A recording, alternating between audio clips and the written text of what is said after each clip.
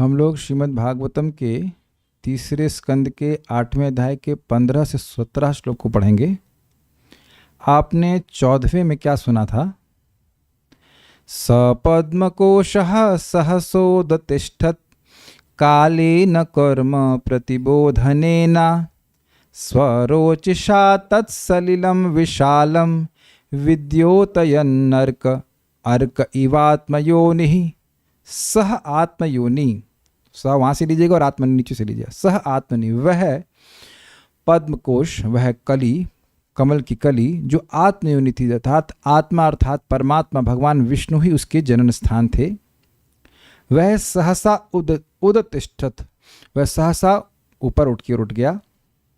काले न कर्म प्रतिबोधनेन, काल और कर्म के द्वारा प्रतिबोधित होकर स्वरोचिषा, अपनी तेज से, अपने प्रकाश से, तत्सलिलम विशालम, उस प्रलयकालीन जल को विद्योतयन, उसने प्रकाशित कर दिया। कैसे कर दिया? अर्क इवा, जैसे सूर्य सब कुछ अपने ही प्रकाश से प्रकाशित कर देता है। तो अब उस कमल की सृष्टि के बाद और कमल के प्रकट होने के बाद क्या होता है वह हम आज के श्लोक में सुनेंगे। बहुत इजी है, मेरे पीछे बोलिए।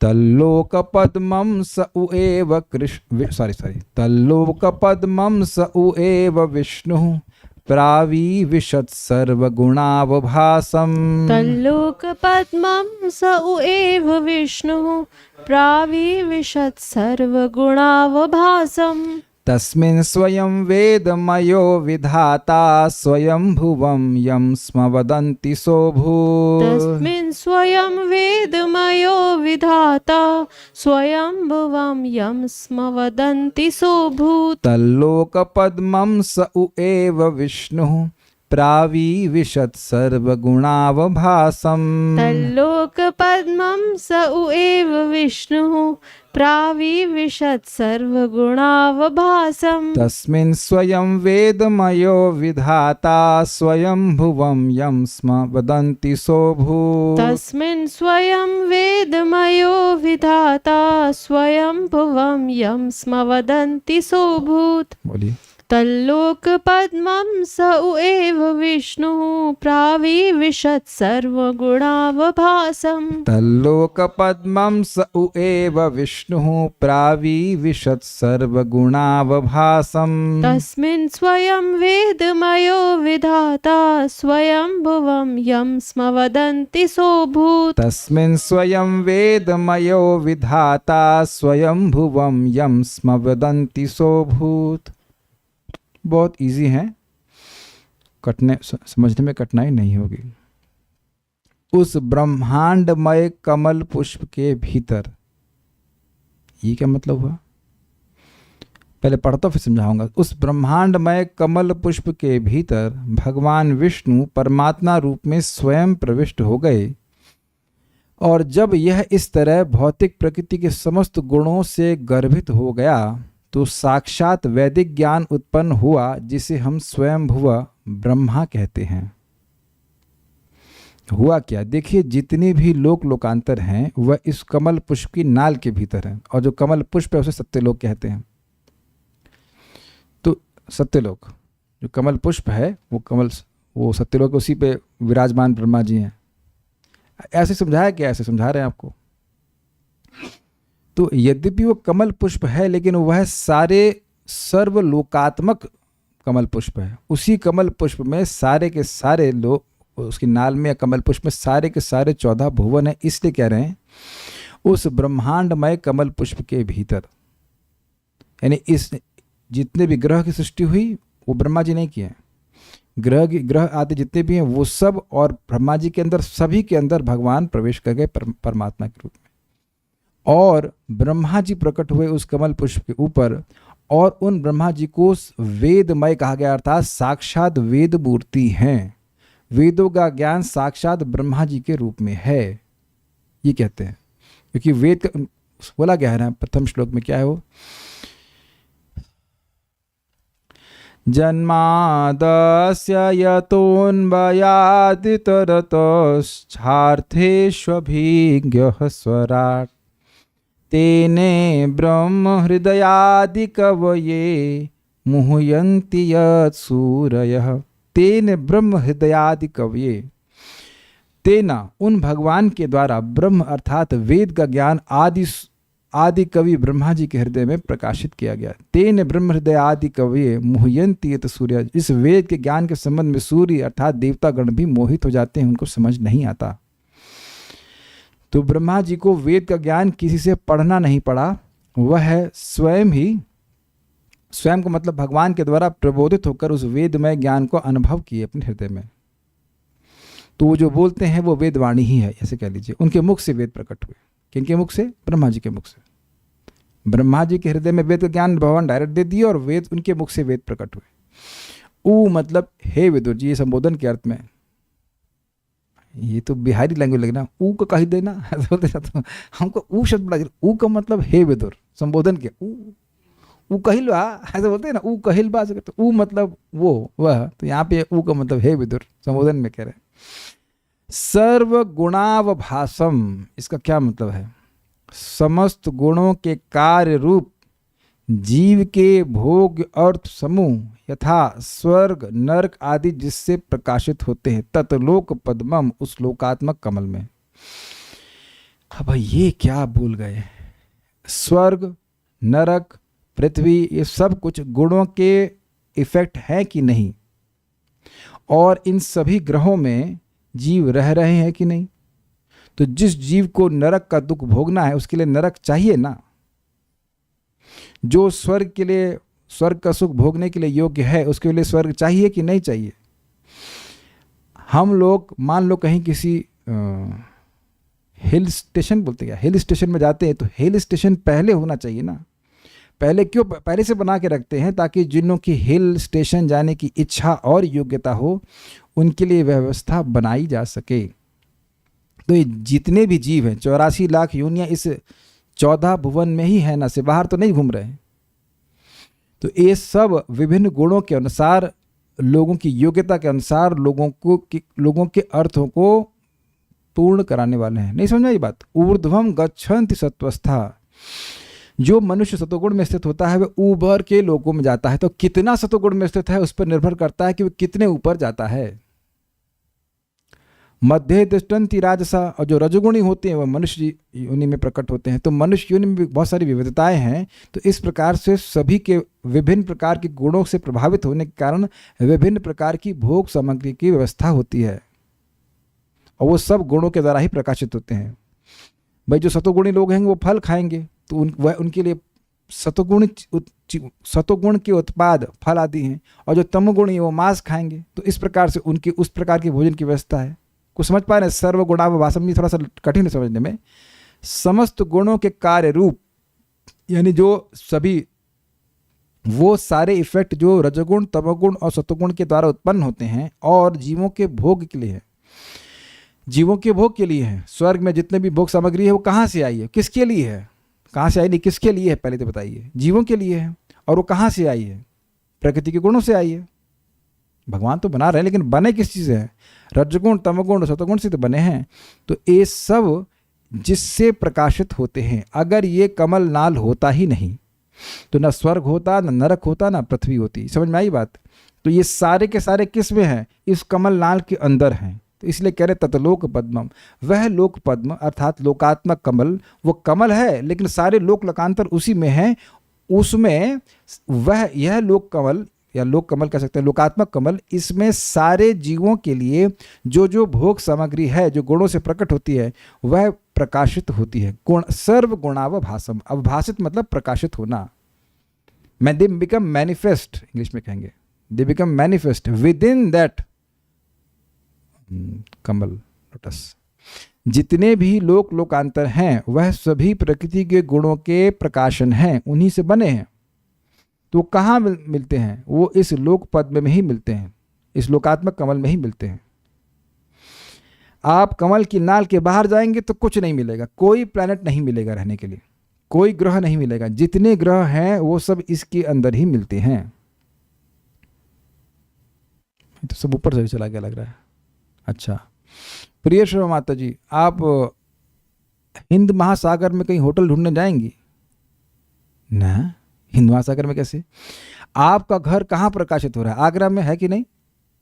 आगरा वह स्थान है जहाँ आपका घर प्रकाशित है और आगरा के अन्य लोगों के द्वारा लिए भी प्रकाशित है।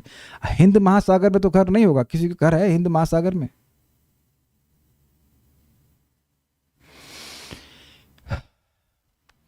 किसी का तो नहीं ना, ओके। गंगा जी में किसी का आश्रम है? गंगा जी में लिटरली, तो आप समझ गए गंगा जी में आपका, गंगा जी वह स्थान नहीं जहाँ पे आपके घर का प्रकाशन हो। प्रकाशन मीन्स मैनिफेस्टेशन। हम लोग जमीन पे रहते, तो जमीन वह स्थान है जहाँ पे हमारे घरों का प्रकाशन होता है। ये समझ में आ गई बात? तो ये जो अगर पूछा जाए कि सारे लोक लोकांतर कहाँ रहते हैं, लोक मतलब लोक लोकांतर मतलब विभिन्न प्रकार के लोग कहाँ रहते हैं, तो आपसे पूछो तो आप क्या बोलेंगे? इस कमल नाल के बीच में रहते हैं, अंदर रहते हैं। तो ये कमल नाल ही वह स्थान हुआ ना जहाँ पे सारे लोग यानी ग्रह रहते हैं, प्रकाशित होते हैं। They become manifest there. आप लोग अपने कुर्सी के पास जो मछली संभल के देखना, वो देखने लगे, मछली है यहाँ पे, मछली। तो आप समझ गए मछली का कोई यहाँ मतलब नहीं है। टाइल्स के ऊपर मछलियाँ नहीं तैरती हैं, तैर रही हैं मछलियाँ, आपकी हवा में तैर रही हैं। हवा या टाइल्स मछलियों के प्रकाशन का स्थान नहीं है। लेकिन ये जितने भी ग्रह हैं वो कहाँ से आए हैं? बने किस चीज़ से हैं? प्रधान से आए हैं ना। तो प्रधान क्या है? रजोगुण, तमोगुण, सत्वगुण। तो ये सारे जो ग्रह हैं वो सब रजोगुण तमोगुण के ही, रजोगुण तमोगुण और सत्वगुण के ही मिक्सचर के प्रकाशन हैं, कार्य हैं, इफेक्ट हैं। जैसे सूर्य में किसका आधिक्य है? अग्नि का। इस पृथ्वी में किसका आधिक्य है? पृथ्वी तत्व का। और इसी में कहीं कहीं स्थान में जल बहुत अधिक होता है। तो आप देख सकते हैं कि सभी वस्तुएं गुणों के द्वारा बनी हैं। तामसिक अहंकार से पंच महाभूत बने, तो सूर्य में अग्नि का अधिक आधिक्य है, किसी और ग्रह में किसी और चीज का आधिक्य है। अब एक भक्त पूछ रहे हैं क्या सारा ब्रह्मांड कमल नाल के भीतर है? जी नहीं, यही मैं समझा रहा हूं। वो बोतल दीजिए, this will be visible, this, yes yes yes yes. थोड़ा सा उसको पानी और भर लेंगे तो बात समझ में आ जाएगी। जल्दी से लेके आइए, कुछ जाम जल्दी भी करना होता है, करिए जल्दी से, फटाक से। आधा भरिएगा, पूरा भर जाएंगे तो प्रलय हो जाएगी। पूरा नहीं भरना, आधा ही भरना है। तो आधा जो है ब्रह्मांड भरा रहता है उसमें। Oh this is good, this is good, we have kamal naal. इससे ऐसे अब नाल का समझा देंगे। This is really nice, we have very nice prop. सभी लोग जगह रहना भाई, भागना मत। यस यस, आ गए भगवान विष्णु के ब्रह्मांड आ गया। Okay my dear devotees, this is your Brahmand. तो ये ब्रह्मांड मानिए और इसमें आधा पानी भरा हुआ है। ये कौन सा जल है? गर्भ जल, ठीक है। और यहाँ दिख रहे होंगे आपको भगवान विष्णु, दिख रहे हैं? देखो देखो देखो देखो, दिख गए। तो भगवान विष्णु यहाँ पे लेटे हुए हैं और उनकी नाभि से, यस, ये देखिए कमल निकलना शुरू हो गया। समझ आ गया? ये जो कमल की नाल है इसके अंदर सारे ग्रह हैं। अब समझ में आ गया? ये बीच वाला बाकी जो स्पेस है वो खाली है। और ये सब, अब ये ब्रह्मांड क्या, मान लीजिए कि इसके चारों ओर सब खोल है। और ये ऊपर जो आपको दिख रहा है ये आपका कमल, मान लीजिए, इमेजिन कर लीजिए कमल है। नहीं, एक मिनट चाहिए, एक मिनट चाहिए, करके ही मानेंगे। भगवान ने इतनी मेहनत करी तो कम से कम थोड़ी तो मेहनत हम करेंगे।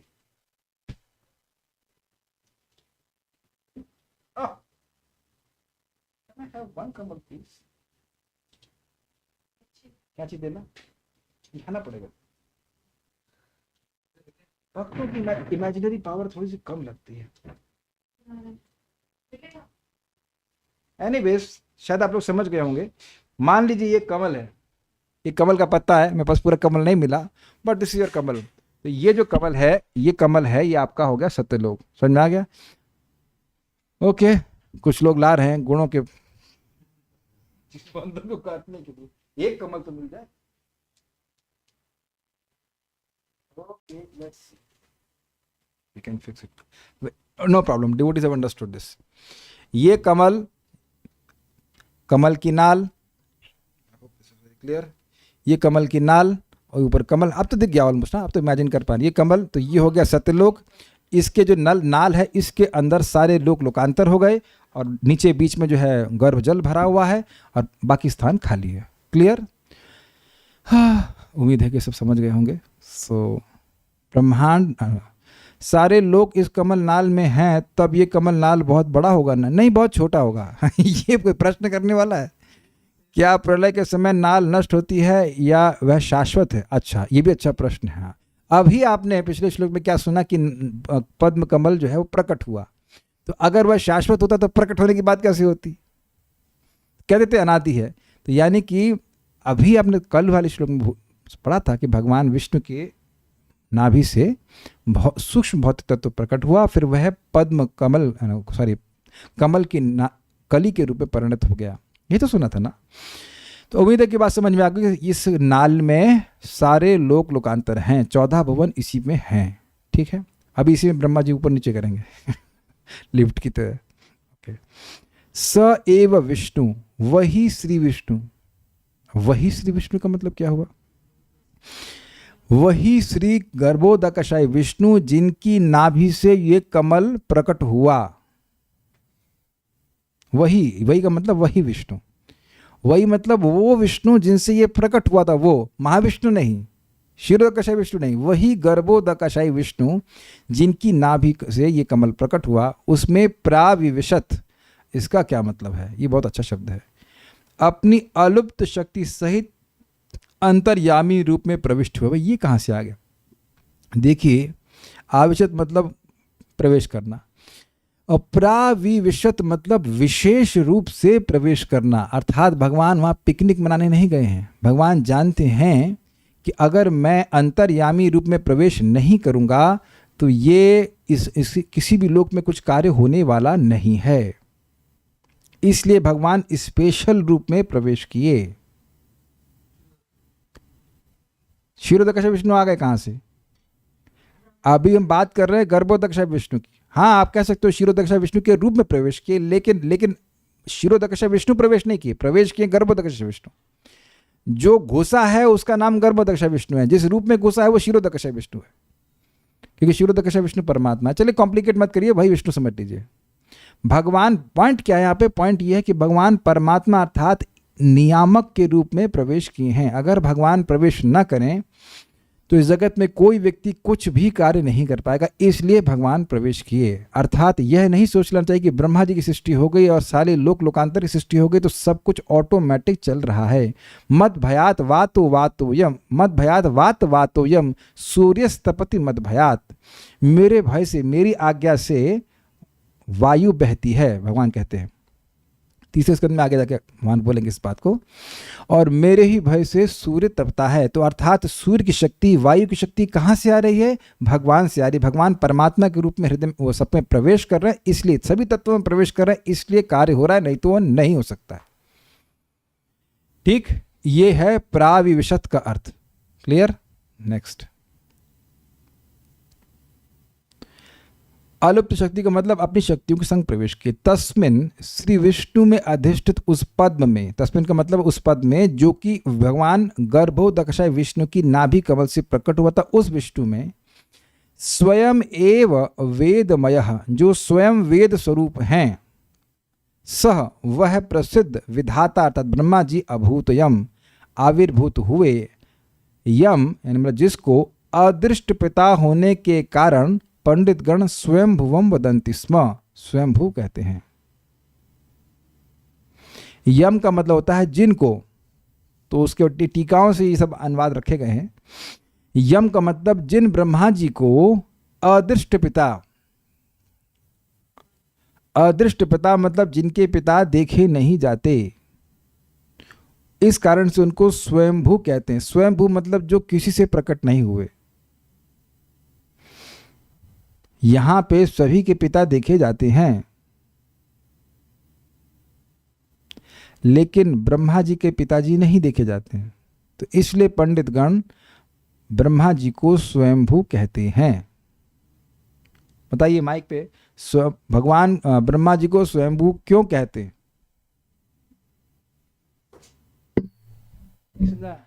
तो हाँ क्यों बोला आपने? भू मतलब भू, स्वयं भुवा, भुवा मतलब होना। आप स्वयं भुवा मनु की बात नहीं कर रहा मैं, स्वयं भू, भू मतलब होना, तो स्वयं भू मतलब अपने से ही हुए। तो अब अपने से हुई क्या मतलब क्या हुआ? कोई उनका पिता दिख नहीं रहा था, खुद उनको भी अपना पिता नहीं दिख रहा था। पिता तो आप जानते ही हैं कि भगवान है, लेकिन कोई भौतिक पिता उनका नहीं है।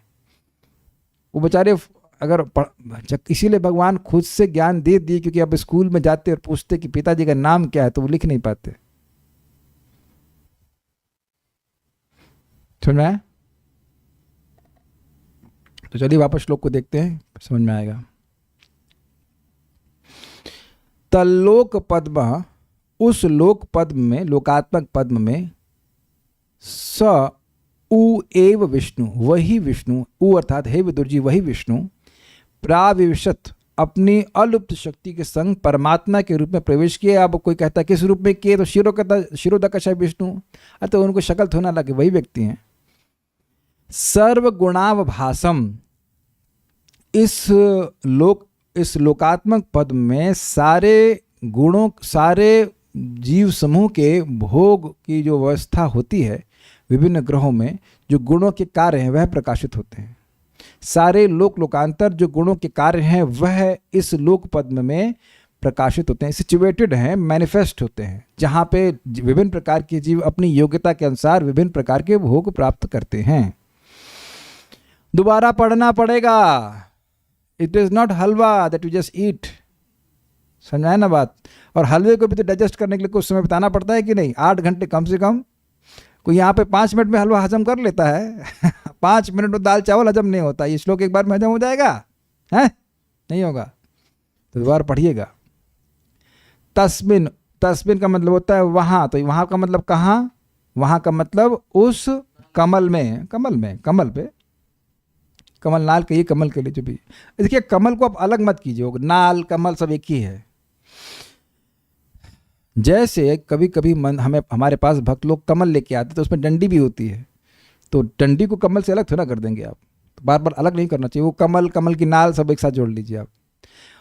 तस्मिन, उस कमल में, स्वयं वेदमय, जो स्वयं ही वेद स्वरूप हैं, वह विधाता अर्थात ब्रह्मा जी, स्वयं भुवम यम स्मवदंती, जिनको, यम मतलब जिनको स्वयंभू कहते हैं, अर्थात जिनका कोई दृष्ट पिता, दिखने वाला पिता नहीं है, सह अभूत, वह प्रकट हो गए।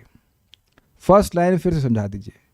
तल लोक पद्म, उस लोकात्मक पद्म में, मतलब जो सभी, वो कमल जो है उसमें सारे लोकांतर हैं, उसमें स एव विष्णु, उ मतलब हे विदुर जी, स एव विष्णु, वही विष्णु, यही गर्भोदक विष्णु जिनसे ये कमल प्रकट होता, वही विष्णु प्राविशत, वह प्रवेश किए। वह लोक पद्म क्या था? उस कमल नाल में सारे गुणों के कार्य, गुणों के इफेक्ट जो ग्रह आदि हैं वह प्रकाशित होते हैं, जिन ग्रहों में विभिन्न प्रकार के जीव अपनी विभिन्न योग्यताओं के अनुसार स्थान प्राप्त करते हैं। जनलोक, तपलोक, स्वर्गलोक एंड सारे लोक, मुझे पता है परेशानी वाला है। जनलोक, तपलोक, स्वर्गलोक इन सारे लोकों की सृष्टि ब्रह्मा जी करते हैं? नहीं, इनमें से किसी की सृष्टि भी ब्रह्मा जी नहीं करते। ये आगे और क्लियर हो जाएगा। ब्रह्मा जी हमारे शरीरों की सृष्टि करते हैं, ब्रह्मा जी लोकांतर की सृष्टि नहीं करते। अब लिख लेना इस बात को। जीवों के कर्मों के अनुसार उनको विभिन्न योनियां प्रदान करना ब्रह्मा जी का जॉब डिस्क्रिप्शन है, ग्रहों की सृष्टि करना नहीं। ग्रह रहते हैं लेकिन ब्रह्मा जी की अवेयरनेस नहीं रहती है, उनको ये भी पता नहीं रहता ग्रह रहते हैं। तपस्या करते तब उनको दिखाई पड़ता हाँ ग्रह तो हैं।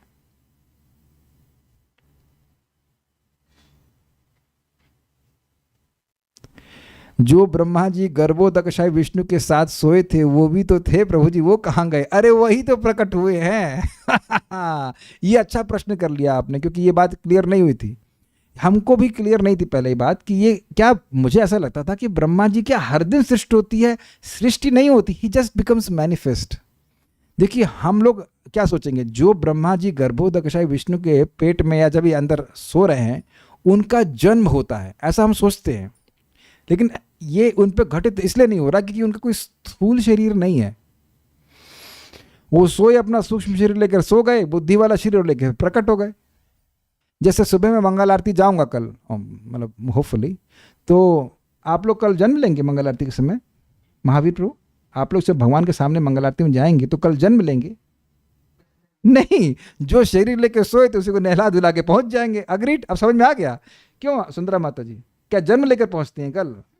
आप लोग कल जन्म लेकर जब करेंगे नहीं, जिस शरीर को लेकर सो जाते हैं उस शरीर को लेकर उठ जाते हैं और नहा धो करके आ गए, जब करना शुरू कर दिया। अग्रीड? तो ये अच्छा आपने प्रश्न कर लिया, क्योंकि मैं चीज क्लैरिफाई करना चाहता। मेरे मन में डाउट था कि हर दिन क्या ब्रह्मा जी प्रकट होते हैं? हाँ जी, प्रकट होते हैं और तपस्या भी करते हैं।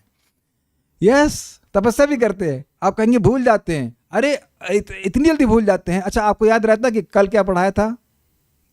जो हम लोग रोज पढ़ते हैं और रोज भूल जाते हैं, तो सृष्टि के तत्व को अगर ब्रह्मा जी भूल जाए तो कौन सा आश्चर्य की बात है ही इतना टफ सृष्टि करना? हम सभी लोग भूल जाते हैं ना। अगर एकदम पूछ ले जाए कि कल सुबह क्या खाया था, तो किसको याद है? वेरी डिफिकल्ट एकदम से। जब हम लोग रोज भूल रहे हैं तो ब्रह्मा जी भूल जाए तो कौन सा आश्चर्य की बात है? हम अपना खाना भूल जा रहे हैं और ब्रह्मा जी सृष्टि करना भूल जाए तो कौन सा आश्चर्य की बात? This is the nature of this world, forgetfulness.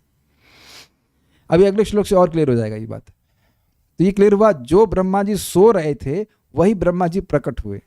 उनको 9 महीने गर्भ में रहना ऐसा सिस्टम नहीं रहता, खटाखट उन प्रकट हो जाते हैं। अभी देखिएगा आगे जाके ब्रह्मा जी अपने संकल्प मात्र से सृष्टि कर दे रहे हैं।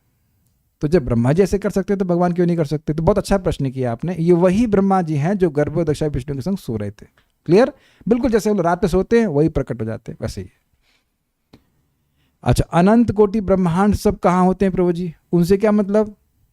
हम तो अभी एक ही ब्रह्मांड का एनालिसिस कर रहे हैं ना, तो उसी को विचार कीजिए। बट ब्रह्मा जी रात में ज्ञान लेते रहते हैं, हाँ, लेकिन जब वो प्रकट हो जाते हैं तो फिर भूल जाते हैं। यही समझना होगा, क्या करेंगे? अभी अगले श्लोक से और क्लियर हो जाएगा कि फिर भगवान ज्ञान देते हैं उनको, व्हाट टू डू। ठीक है, हम लोग को तो श्लोक समझ में नहीं आ रहा, ब्रह्मा जी पे आरोप कर रहे कि भूल जाते हैं। हम लोग को तो श्लोक समझ में नहीं आ रहा, उनको तो करना है इस कार्य को। चलिए,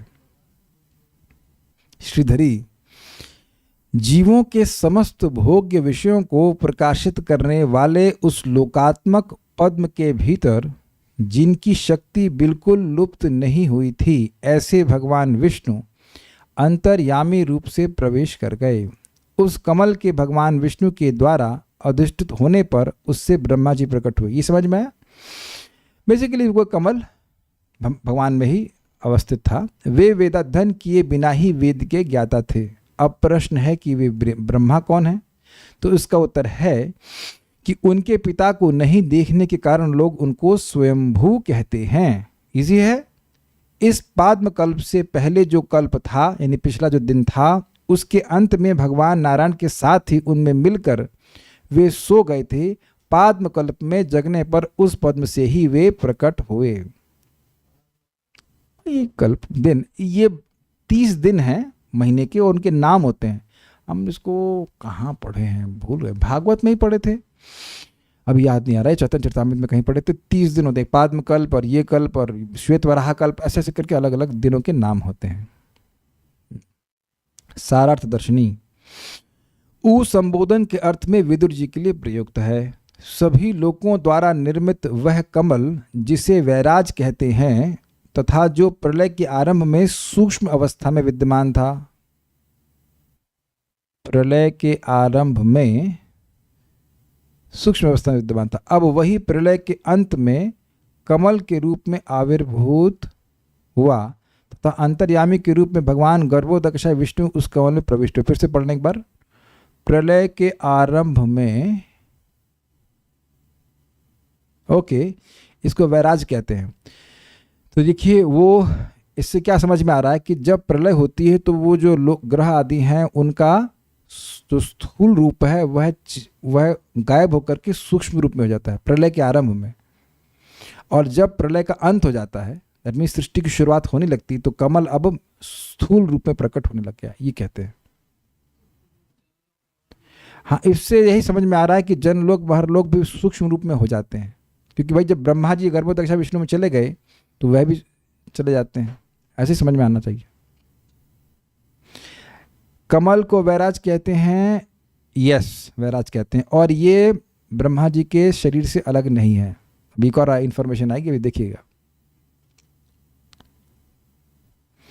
वह कमल कैसा था? वह कमल समस्त गुणों के कार्य अर्थात जीवों के भोग योग्य स्वर्ग तथा नरक आदि अभिव्यक्तियों से युक्त था। यह भी समझ में आ गया। स्वर्ग और नरक आदि विभिन्न गुणों के द्वारा प्रकाशित हैं और विभिन्न जीवों की उनकी योग्यता के अनुसार उनके भोग स्थान हैं। तो वह सब कहाँ हैं? इस कमल में ही हैं। कमल मतलब कमलनाल या कमल जो भी कह लीजिए।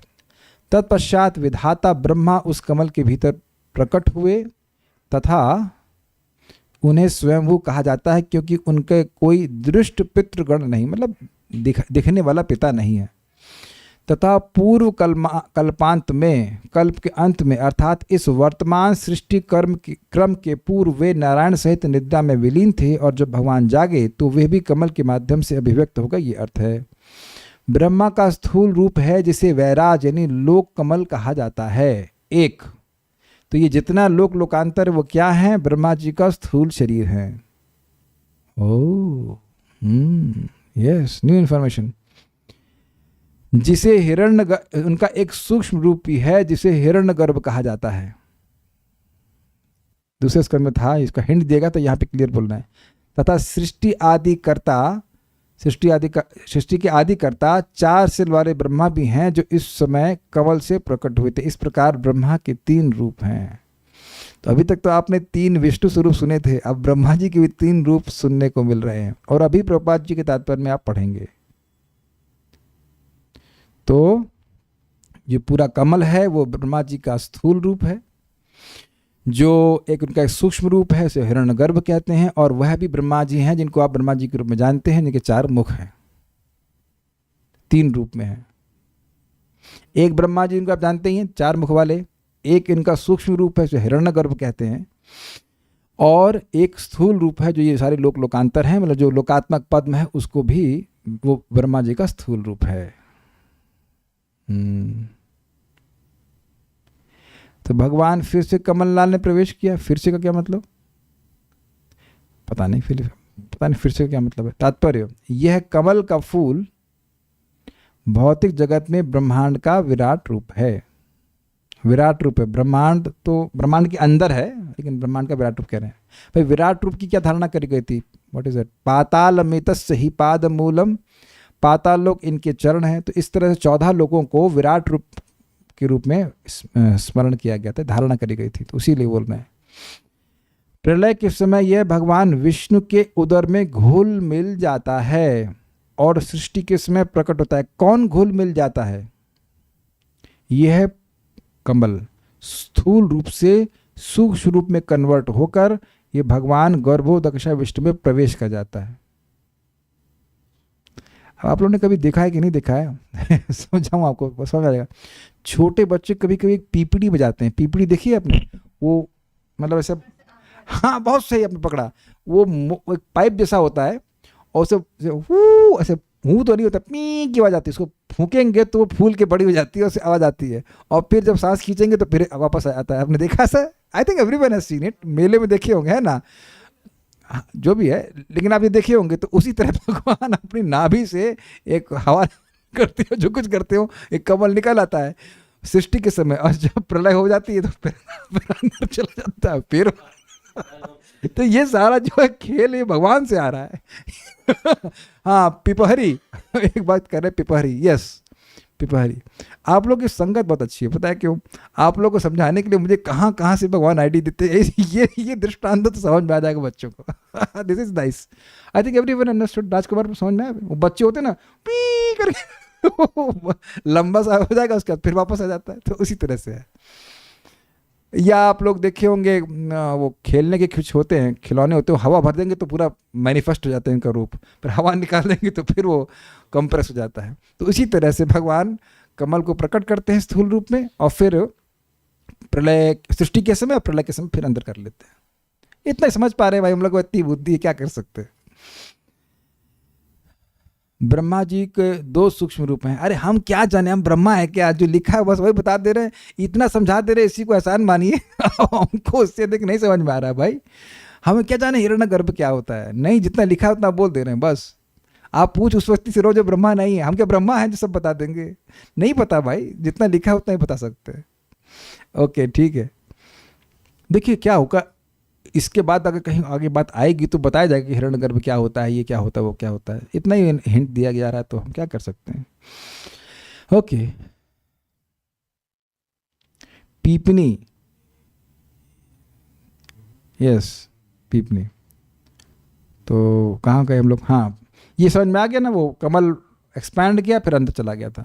तो एक भक्त मतलब आश्चर्य कर रहे थे, अरे भगवान गर्भोदकशाई विष्णु से ये भौतिक तत्व कैसे आ गए, वो तो पूरे चिन्ह मात्र हैं। तो देखिए समझने का प्रयास कीजिए, वो हमेशा मतलब भौतिक तत्व हमेशा शाश्वत है, प्रधान, तो भगवान उसको स्थूल रूप से प्रकट कर देते हैं, फिर अपनी शक्ति से खींच लेते हैं, बस यही कर रहे हैं, हवा भर दे रहे हैं अगर ऐसे कहा जाए तो। यह गर्भोदकशाई विष्णु के कारण है जो प्रत्येक ब्रह्मांड में प्रवेश करते हैं। इस रूप में भौतिक प्रकृति द्वारा बद्ध समस्त जीवों के सकाम कर्मों का सार समाहार रहता है और इस कमल पुष्प से सर्वप्रथम ब्रह्मा अर्थात ब्रह्मांड का नियंत्रक उत्पन्न होता है। इस एक बड़ी इंटरेस्टिंग बात है, इस जगत में लोग ये थ्योरी देते हैं कि एक्सप्लोजन हुआ और जगत की सृष्टि हुई, लेकिन यहाँ देखिए कहीं विस्फोट नहीं हुआ है। सूक्ष्म रूपों से, सूक्ष्म तत्व से स्थूल तत्वों के निर्माण हो रहा है। यहाँ तक कि सूक्ष्म रूप से ग्रॉस पृथ्वी इत्यादि भी सृष्टि हो रही है। डोंट फॉरगेट दिस, क्योंकि यहाँ पे हमें इस समय ट्रेनिंग मिली, सब कुछ ग्रॉस है, बस सब कुछ ग्रॉस, मतलब बस जो पदार्थ है बस वो दिख रहा है, बस वही है, ऐसे करके ट्रेनिंग दी जा रही है, लेकिन ऐसा है नहीं। इस प्रथम उद्भूत जीव का कोई भौतिक पिता नहीं होता, यद्यपि बाकी सभी के पिता होते हैं, अतः वह स्वयंभू कहलाता है। प्रलय के समय वह नारायण के साथ सो जाता है और जब दूसरी सृष्टि होती है तो वह इसी तरह से उत्पन्न होता है। तो आप एग्जैक्टली नहीं कह सकते कि ब्रह्मा जी की सृष्टि होती है, ब्रह्मा जी जग करके फिर प्रकट हो जाते हैं, ये अर्थ हुआ। इस विवरण से हमें स्थूल विराट रूप, सूक्ष्म हिरण्यगर्भ तथा भौतिक सृजन शक्ति ब्रह्मा, इन तीनों का बोध होता है। अब समझ में आ गया प्रपात की लास्ट लाइन, वो जो कमल नाल है वो ब्रह्मा जी का स्थूल रूप है, उनका ही एक सूक्ष्म रूप हिरण्यगर्भ है, और भौतिक सृजन जो ब्रह्मा जी सृष्टि करता है वो तो है ही चार मुख वाले। अभी चार मुख प्रकट होंगे, अभी एक ही मुख हुआ है, अभी चार मुख प्रकट करवाएंगे। विष्णु जी और ब्रह्मा जी के विराट रूप में क्या अंतर है हमको नहीं पता। इतनी बात समझ में आ रही है कि देखिए भगवान विष्णु के विराट रूप की धारणा की जाती है, योगी जन ये मानते हैं कि ये विराट रूप है। भगवान विष्णु का स्वरूप पूरी तरह से स्पिरिचुअल है, लेकिन ये विराट रूप जो है, विराट रूप से मतलब है कि ये जो कमल नाल है ये ब्रह्मा जी का स्थूल रूप है। स्थूल रूप होना और स्थूल रूप मानने में थोड़ा भेद हो गया कि नहीं। तो हमने दूसरे स्कंद में जो सुना था कि योगी जन इस 14 लोकांतर को भगवान विष्णु के रूप में धारणा करते हैं। भगवान विष्णु का रूप है नहीं ऐसा, लेकिन उससे इससे वो पवित्र होते हैं, भाई भगवान की शक्ति है, लेकिन यहां बोल रहे हैं वो स्थूल रूप है, इतनी बात बोल रहे हैं बस। अब जो मैं समझ पा रहा हूँ वो इस तरह से कि जैसे मेरा एक स्थूल शरीर है, उसके बाद एक इसे आदिभूत कहते हैं, उसके बाद मेरी सूक्ष्म शरीर है और फिर मैं हूँ। तो कुछ इस तरह से मैं समझ पा रहा हूँ कि ये पूरा जो लोकांतर है ये ब्रह्मा जी के स्थूल शरीर के रूप में है, और ये कुछ आगे क्लियर होगा भी, या आगे क्लियर होगा भी, लेकिन अभी मैं चुप हूँ, जब सामने पढ़ेंगे तब देखेंगे उसको। तो ये मान लीजिए कि ये जो स्थूल शरीर है, ये स्थूल जितने भी ग्रह हैं वह सब ब्रह्मा जी के शरीर ही हैं, ऐसे समझ लीजिए। स्थूल शरीर है, उनका सूक्ष्म शरीर है वह हिरण्यगर्भ कहलाएगा, और ब्रह्मा जी स्वयं जो है वो तो हैं ही। इसी तरह से मैं समझ पा रहा हूँ, आगे कुछ और बात आएगी तो मैं समझा पाऊंगा। ब्रह्मा जी को स्वयंभू कहा जा रहा है या भगवान गर्भोदकशाई विष्णु को, आपका क्या रियलाइजेशन है? अभी तक क्या समझाया था? अब रिकॉर्डिंग सुन लेना, अभी तक क्या समझा रहा था मैं, क्या आवाज नहीं पहुंच रही थी? स्वयंभू यहां ब्रह्मा जी को भी कहा जा रहा है क्योंकि उनके पिता नहीं हैं, एटलीस्ट पिता दिखाई नहीं पड़ते हैं, पिता तो हैं लेकिन पिता दिखते नहीं हैं। अब हम लोग अगले श्लोक में देखते हैं कि ब्रह्मा जी के 4 मुख क्यों प्रकट हुए। मेरे पीछे बोलिए। तस्यां च चाम्बोरुह कर्णिकायाम अवस्थितो लोकमपश्यमानः। तस्यां च चाम्बोरुह कर्णिकायाम् अवस्थितो लोकमपश्यमानः। परिक्रमन् व्योम्नि विवृत्त नेत्रस् चत्वारि लेभेनुदिशं मुखानि परिक्रमन् व्योम्नि विवृत्त नेत्रश्चत्वारि लेभेनुदिशं मुखानि तस्यां स चाम्भोरुहकर्णिकायामवस्थितो लोकमपश्यमानः तस्यां स चाम्भोरुहकर्णिकायामवस्थितो लोकमपश्यमानः परिक्रमन् व्योम्नि विवृत्त नेत्रश्चत्वारि लेभेनुदिशं मुखानि परिक्रमन् व्योम्नि विवृत्त नेत्रश्चत्वारि लेभेनुदिशं मुखानि तस्यां स चाम्भोरुहकर्णिकायाम् अवस्थितो लोकमपश्यमानः तस्यां स चाम्भोरुहकर्णिकायाम् अवस्थितो लोकमपश्यमानः परिक्रमन् व्योम्नि विवृत्त नेत्रश्चत्वारि लेभेनुदिशं मुखानि परिक्रमन् व्योम्नि विवृत्त नेत्रश्चत्वारि लेभेनुदिशं मुखानि। इजी है ये। कमल के फूल से उत्पन्न हुए ब्रह्मा जगत को नहीं देख सके, यद्यपि वे कोश में स्थित थे। अतः उन्होंने सारे अंतरिक्ष की परिक्रमा की और सभी दिशाओं में अपनी आंखें घुमाते समय उन्होंने 4 दिशाओं के रूप में 4 सिर प्राप्त किए। आगे देखिए कुछ नहीं दिखा, तो पीछे देखने जब इधर लेफ्ट देखने की बात तो गर्दन नहीं घुमाए, इधर गर्दन प्रकट हो गई। इधर देखना चाहे तो गर्दन प्रकट हो गई और पीछे देखना चाहे तो गर्दन प्रकट हो गई। तो इसीलिए ब्रह्मा हईते चतुर्मुख, ब्रह्मा जी चतुर्मुख हो गए, मतलब पैदा हुए थे एक मुख के साथ और 4 मुख प्रकट हो गए। इजी है, तो बहुत इजी श्लोक है। तस्याम वो रुहकर्णिकाया,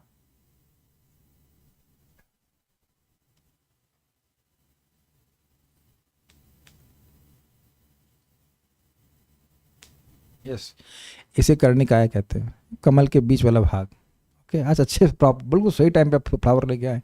इसी पर बैठे हैं ब्रह्मा। दिख गए ब्रह्मा जी आप लोगों को? हाँ दिख रहे होंगे। हाँ इसी नहीं दिखे ऐसे, हाँ ये जो है ये बीच वाला भाग है, तो इसमें यहाँ बीच में बैठे ब्रह्मा जी, बिठा लीजिए यहाँ पे। यहाँ ब्रह्मा जी बैठे, सामने कुछ नहीं दिखा, इधर दिखा नहीं, इधर दिखा नहीं, पीछे दिखा नहीं, कुछ नहीं दिखा। तो ऐसा चक्कर में ऐसा सब घूमे घामे दिखा ही नहीं, तो उनको 4 मुख प्रकट हो गए। तस्याम अम्बो रुह कर्णिकाया, उस कमल कर्णिका के मध्य स्थान यानी कंज में, शिव कंज कहा जाता है, अवस्थितः सहच, अवस्थित वह ब्रह्मा जी लोकम यानी लोकों को व्योमनी आकाश में अपश्यमाना। व्योम मतलब होता है आकाश, आकाश में अपश्यमान नहीं दिखे, कोई लोग दिखे नहीं उनको। लोक हैं, आप देखना आगे, लोक हैं लेकिन उनको दिख नहीं रहे, ब्रह्मा जी तक को नहीं दिख रहे। विवृत्त नेत्र तथा लोक निरीक्षण हेतु उन जिनके नेत्र विचलित थे, मतलब वह समझ तो नहीं कि सृष्टि के लिए उनके मतलब कुछ तो होना चाहिए ना आसपास, तो कमल के अलावा उन्हें कुछ दिख नहीं रहा था और वह लोग देखना चाह रहे थे कोई प्लैनेट हो, कुछ तो दिखे, वो दिख नहीं रहा था। तो इसकी उनकी आंखें ऐसे इधर उधर देख रही थी, समझा? विवृत्त में नेत्र मतलब उनके नेत्र विचलित होते, विचरण कर रहे थे, इधर उधर देख रहे थे। परिक्रमण मतलब ग्रीवा संचालन द्वारा, अर्थात गर्दन को इधर घुमाए तो इधर गर्दन प्रकट हो गई। अनुदिशम, चारों दिशाओं में, चत्वारि मुखानि लेभे, 4 मुख लाभ किए। श्लोक देखिए। तस्याम स चाम्भोरुहकर्णिकाया, उस स मतलब वह ब्रह्मा जी जो उस कमल की कंज में सेंटर में स्थित थे, अवस्थित थे, लोकम अपश्यमाना, उन्हें लोग ग्रहों को नहीं देखे। परिक्रमण और गर्दन को घुमाने लगे। व्योमनी विवृत्त नेत्र यानी आकाश में ग्रहों को नहीं देखे और अपनी गर्दन घुमाने लगे और आंखों को संचालित करने लगे। तो उससे क्या हुआ? चत्वारि लेभे अनुदिशम मुखानि, 4 प्रकार के मुखों को 4 दिशा में वो प्राप्त कर ली, इसलिए उनका नाम चतुर्मुख ब्रह्मा हो गया। आप चैतन्य चरितामृत में पढ़ेंगे कि और कई 100 मुखों वाले और 100 करोड़ मुख वाले भी ब्रह्मा होते हैं। तो उससे कुछ ऐसे हम समझ सकते हैं कि इस प्रकार की अधिक दिशाएं भी होती होंगी। अब इसका क्या मतलब हम समझ नहीं रहे, लेकिन इससे प्रतीत हो रहा है कि इस ब्रह्मांड में 4 दिशाएं हैं, तो 4 मुख अब किसी ब्रह्मांड में 10 दिशाएं होंगी तो 10 मुख वाले ब्रह्मा होंगे। ये आप चैतन्य चरितामृत में वो जो अध्याय है, जो भगवान श्री कृष्ण की महिमा और माधुर्य, ऐश्वर्य और माधुर्य, उसको आप पढ़ सकते हैं। मैंने पढ़ाया भी है, लेकिन आप चाहे तो पढ़ सकते हैं। मध्य लीला का 22वां या 23वां या 21वां से अध्याय है। इतना तो कुछ समझ में आ रहा है ना कि भगवान की महत्ता कितनी अद्भुत है, कि ब्रह्मा जी की सृष्टि कर रहे हैं, ब्रह्मा जी को भी ब्रह्मांड के बारे में समझ में नहीं आ रहा, और ये ब्रह्मांड सबसे छोटा ब्रह्मांड है। एनीवेज पढ़ते हैं। श्रीधरी, वे उस कल्प में चतुर्मुख हो गए, इस अर्थ को तस्याम इत्यादि श्लोक में से कहा गया है। ब्रह्मा जी जिस कमल पर प्रकट हुए थे, उसी कमल की कर्णिका पर बैठकर वे देखने लगे, किंतु उस समय उनको कोई लोक नहीं दिखाई पड़ा। इसके पश्चात वे बैठे ही बैठे चारों दिशाओं में अपनी गर्दन घुमाकर तथा अच्छी तरह से आंखों खोलकर देखने लगे। उसी समय उनकी दिशाओं के अनुसार 4 मुख हो गए। 4 दिशाओं को मैनेज करना है उनको। एक श्लोक और है, उसको हम देखते हैं। तस्माद् युगान्त श्वसनावघूर्णा जलोर्मि चक्रात् सलिलाद् विरूढम्। तस्माद् युगान्त श्वसनावघूर्ण जलोर्मि चक्रात् सलिलाद् विरूढम्। उपाश्रितः कञ्जमुलोकतत्त्वं नात्मानमद्धा विददादिदेवः। उपाश्रितः कञ्जमुलोकतत्त्वं नात्मानमद्धा विददादिदेवः। तस्माद् युगान्ता श्वसनावघूर्ण जलोर्मि चक्रात् सलिलाद् विरूढम्। तस्माद् युगान्त श्वसनावघूर्ण जलोर्मि चक्रात् सलिलाद् विरूढम्। उपाश्रितः कञ्जमुलोकतत्त्वं नात्मानमद्धा विददादिदेवः। उपाश्रितः कञ्जमुलोकतत्त्वं नात्मानमद्धा विददादिदेवः। तस्माद् युगान्ता श्वसनावघूर्ण जलोर्मि चक्रात् सलिलाद् विरूढम्। तस्माद् युगान्त श्वसनावघूर्ण जलोर्मि चक्रात् सलिलाद् विरूढम्। उपाश्रितः कञ्जमुलोकतत्त्वं नात्मानमद्धा विददादिदेवः। उपाश्रितः कञ्जमुलोकतत्त्वं नात्मानमद्धा विददादिदेवः। इन सब चीज़ों से ये तो समझ में आ रहा है कि बहुत कुछ हो रहा है ब्रह्मांड में हमारे छोटे से जीवन के अलावा भी। उस कमल पर स्थित ब्रह्मा न तो सृष्टि को, न कमल को, न ही अपने आप को भली भांति समझ सके। जब ब्रह्मा जी नहीं समझ सके तो हम कौन सी खेत की मूली हैं? We don't want to hear. आप बताइए, जब ब्रह्मा जी नहीं समझ सके तो हम क्या समझेंगे कि हमारा अस्तित्व का उद्देश्य क्या है? पावरफुल है स्टेटमेंट्स। युग के अंत में प्रलय वायु, जल तथा कमल को बड़ी बड़ी भवनों में हिलाने लगी। तो देखिए क्या होता है, पहले अनुभव देखिए। ओ मतलब अहो, कितने आश्चर्य की बात है। युग अंत, युग के अंत में, युग का अंत का मतलब क्या हुआ भाई? सृष्टि की शुरुआत। युग का अंत है मतलब ब्रह्मा जी एक युग तक समझ नहीं पाए कि हुआ क्या। एक युग तक तपस्या की, समझ नहीं आया कि क्या हुआ, क्या मतलब कुछ समझ नहीं पा रहे, ये लोग कहाँ हैं, कुछ नहीं समझ में आ रहा, कोई बताने वाला भी नहीं है। तो युग के अंत में जब उनकी तपस्या या जो भी उनका जो मेडिटेशन था वो पूर्ण हुआ, तो युग के अंत में श्वसन मतलब सांस ली वायु, प्रलय की वायु अवघूर्ण जलोर्मि चक्रात्। प्रलय की वायु की गति के कारण प्रलय की वायु बह रही थी, और अवघूर्णा का मतलब होता है चक्कर। आपने कभी देखा ही होगा कि इधर जमीन पे, हाँ हरिकेन कहते हैं, यस हाँ जमीन पे होता है, पृथ्वी में हरिकेन आता है। हरिकेन क्या करता है, वो बवंडर कहते हैं, वो बहुत तेजी से घूमता है और पानी को अब उठा लेता है।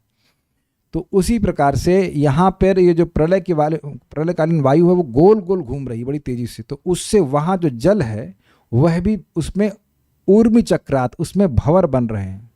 जल ऊर्मी मतलब तरंग, और चक्र मतलब चक्र। तो जो तरंग होती हैं वो आप सीधे ऐसे वेव्स के रूप में देखते हो, लेकिन यहाँ वेव्स ऐसे सीधी नहीं आ रही हैं, गोल घूम रही हैं। समझ पा रहा हूँ, समझा पा रहा हूँ मैं आप लोग को? हवा जो बहुत तेज घूम रही है उससे जल की तरंगों के चक्र बन रहे, चक्रवात कहते हैं आप लोग, चक्र घूम रहे हैं, भंवर कहते हैं। जल में तरंगों के समूह के भंवर बन रहे थे, होना चाहिए थे। तस्मात् सलिलात्, ऐसे उस जल से विरूढ़म विशेष रूप से उत्पन्न कंजम यानी कमल उपाश्रता का उसका आश्रय हुआ होने पर भी आदि देव वह ब्रह्मा जी लोक तत्व अर्थात लोकात्मक पद्म तत्व को आत्मानम और स्वयं को अद्धा मतलब डायरेक्टली साक्षात न अविदत न जान सके। श्लोक देखिए,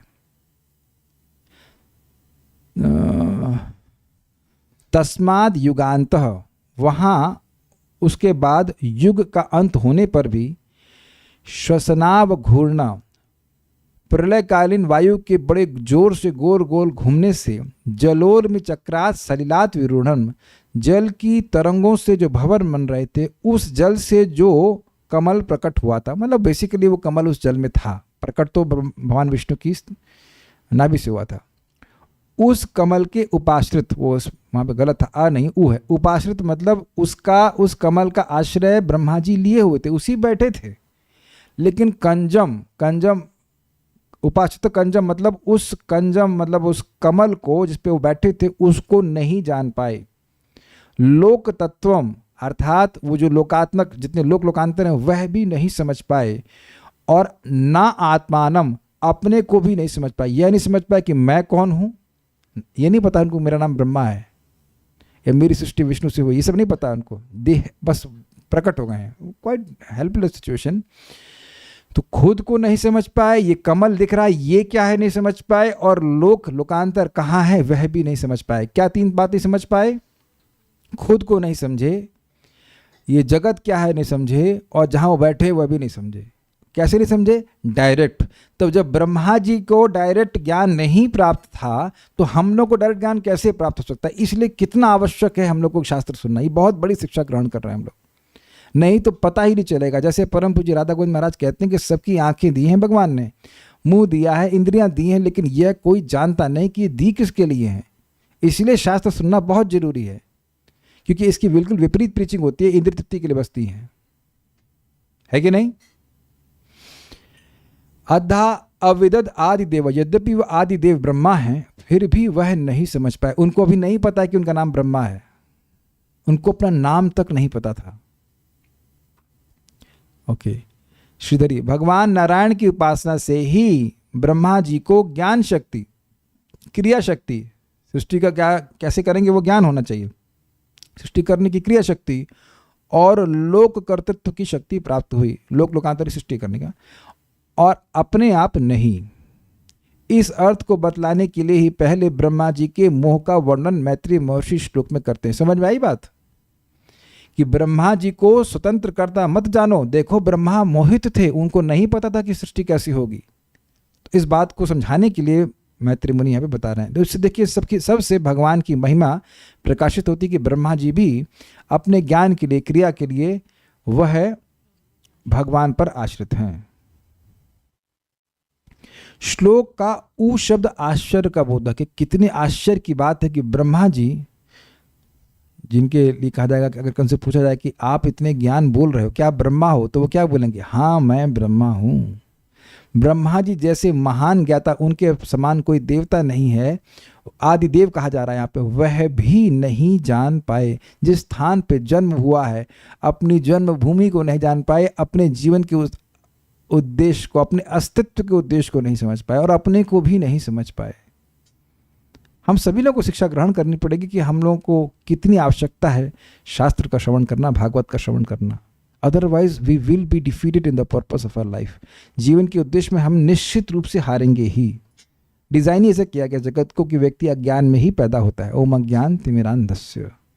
बहुत अच्छा बात आ रही है, समझ में आ गया। आश्चर्य की बात क्या है कि ब्रह्मा जी स्वयं इतने समर्थ होते हुए भी स्वयं को भी नहीं जान पाए, कुछ डायरेक्टली नहीं जान पाए। डायरेक्टली कोई जान ही नहीं सकता, जो भी जानेगा भगवान के द्वारा जान सकता है। उस समय चलने वाली वायु के झकोरों के कारण एकार्णव में ऊंची लहरें उठ रही थी। एकार्णव मतलब जिसमें एक ही जल था, एक सागर था, उसमें ऊंची ऊंची लहरें उठ रही थी, और वो लहरें ऐसे गोल गोल से ऊपर उठ रही। जैसे मिक्सी में देखा है आपने, अब समझ में आ गया, अच्छा दृष्टांत आ गया। मिक्सी में नीचे से घुमाती है तो अब देखेंगे कि अब मैंगो शेक के कुछ बना रहे तो वो ऊपर ऊपर से लहरें गोल गोल घूमती हैं। तो उसी तरह से यहाँ ऊपर से हवा घुमा रही है और लहरें ऊपर की ओर उठ रही हैं। उस जल से निकले हुए कमल पर ब्रह्मा जी बैठे हुए थे, किंतु वे पूर्ण रूप से उस कमल को नहीं जान सके और ना लोकतंत्र को जान सके, अर्थात जितने भी लोकांतर हैं वो क्या है नहीं जान सके, वो हैं भी नहीं या नहीं जान सके। साथ ही अपने भी विषय में वे कुछ भी नहीं जान सके। क्या नहीं जान सके? मैं कौन नहीं जान सके, कहाँ हूँ ये जान नहीं सके, और ये ग्रह कहाँ पे हैं वो सब भी नहीं जान सके। ओके, तात्पर्य, हमें इस पे हंसी आती कि भक्त बता रहे थे कि उनके पिताजी मानते हैं कि वो भगवान हैं। तो लोग कैसे भगवान हो? ब्रह्मा जी की हालत खराब है और आप भगवान हैं? छोटा सा चींटी कीड़ा वो अपने को भगवान मान रहा है। बताइए तात्पर्य, ब्रह्मा जी अपने जन्म, कमल तथा जगत के विषय में भ्रांति में पड़े रहे। ठीक है, यद्यपि उन्होंने एक युग तक उन्हें समझने की कोशिश की, जो मनुष्यों के 100 वर्षों की गणना के परे है। अब ये कुछ क्लियर नहीं समझ में आ रहा कि वो युग कितना लंबा था, सतयुग के बराबर था कि त्रेता या काली, कुछ नहीं समझ में आ रहा है। लेकिन एक युग जो भी अवधि हो वो तपस्या की। अतएव कोई भी व्यक्ति मात्र मानसिक चिंतन द्वारा सृष्टि तथा विराट ब्रह्मांड के रहस्य को नहीं जान सकता। बहुत बड़ी शिक्षा। अब जगत को तो हम नहीं समझा सकते, लेकिन किसी भी साइंटिस्ट की किसी भी बात को स्वीकार करने की जरूरत नहीं है सृष्टि विषयक। वो कुछ नहीं जानते। जब ब्रह्मा जी कुछ नहीं जानते तो ये कैसे जान लेगा व्यक्ति? ये कीड़ा कैसे जान लेगा? एग्जैक्टली कीड़े से भी ज़्यादा हमारी औकात नहीं है। और अमेजिंग बात है कि वो जो साइंटिस्ट कह रहा है कि अरब साल पहले ये हुआ था, उससे पूछो तुम कब पैदा हुए थे, तुम खुद जानते हो? या क्या कहते हैं उसको, बर्थ चार्ट नहीं हो, क्या कहते हैं उसको, बर्थ सर्टिफिकेट के हिसाब से जानते हो। हम में से कोई व्यक्ति नहीं जानता कि उसकी उम्र कितनी है डायरेक्टली। कोई जानता है इधर? एनीवन? जस्ट देख लूं, क्या कोई यहाँ डायरेक्टली जानता है कि उसकी उम्र कितनी है? मतलब मैं शरीर की बात कर रहा हूँ। वो अभी सुना हुआ है, भवती इति सुश्रुमा, ये मैंने सुना है कि मैं व्हाटएवर 82 में कितने धड़ से बोलते ना, यहाँ इतने ये हमारा डेट ऑफ बर्थ है। जानते हैं आप? प्रमाण कृष्ण कोई प्रमाण है ना? तो हम सभी लोग की यही स्थिति है तब। और ये व्यक्ति जो अपने बर्थ के लिए दूसरे की बात सुन करके वह विश्वास कर रहा है, वह बोल रहा है कि 5 अरब साल, ये साल, वो साल पहले ब्रह्मांड की सृष्टि हुई। Why should you believe? We will be एक नंबर के मूर्ख होंगे, ऐसे मूर्ख की बात को स्वीकार करेंगे। ठीक है, मनुष्य की क्षमता इतनी सीमित है कि परमेश्वर की सहायता के बिना वह सृजन, स्थिति तथा संहार के रूप में भगवान की इच्छा के रहस्य को नहीं समझ सकता। समझाए? बड़ी जबरदस्त बात है। यह जो हमने सुना कि जगत की सृष्टि जीवों के भोग के लिए है, साथ ही साथ उनको मोक्ष की सुविधा प्रदान करने के लिए है, यह शास्त्र श्रवण किए बिना हम कभी जान ही नहीं सकते हैं।